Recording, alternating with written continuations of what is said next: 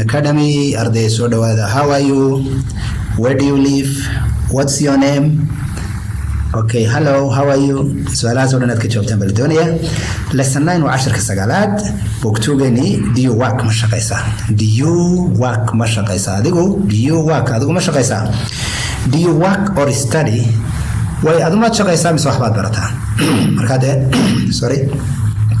Rasuulku xadiis buu ku lahaa kun caaliman أو متعلما أو سامعا ولا تكن رابعا قف وأنا نقضى أما قف وحبرنايا أما قف وحلبريا أما قف دقيسني مركب وحبرشاد وتيرك كوباد نولش أوكي do you work ما تشقيسا do you work ما تشقيسا or مثلا study وحبات برتا أبو أيدي بيم حك شابي I study أنا وحبان برتا I study هي وحبان برتا مركب أرضي بنا هوين what do you study what do you study what do you study what do you study محاد برتا I study one برتا economics علم الدقالة. I study one برتا economics علم الدقالة.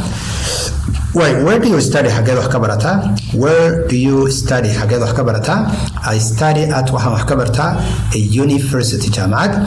And you أديبنا I work for وحنا نشقيا a company شركة بانو شقيا. I work for وحنا نشقيا a company شركة ليان وشقيا.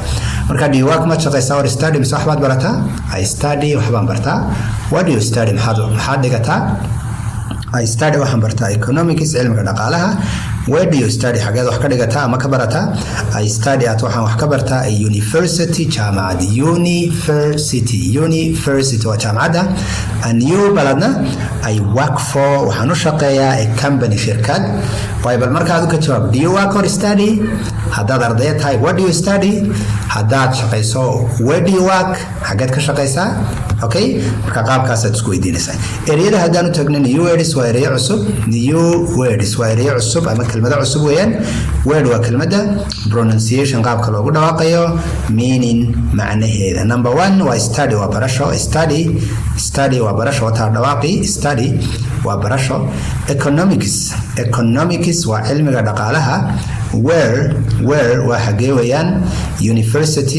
university waa jaamacadda ayaa loo yaqaanaa work for waa u shaqeeya cidaad u shaqeyso I work for Telesom company I work for Hormud company I work for company na markaa waa shirkadda ayaa la odhanayaa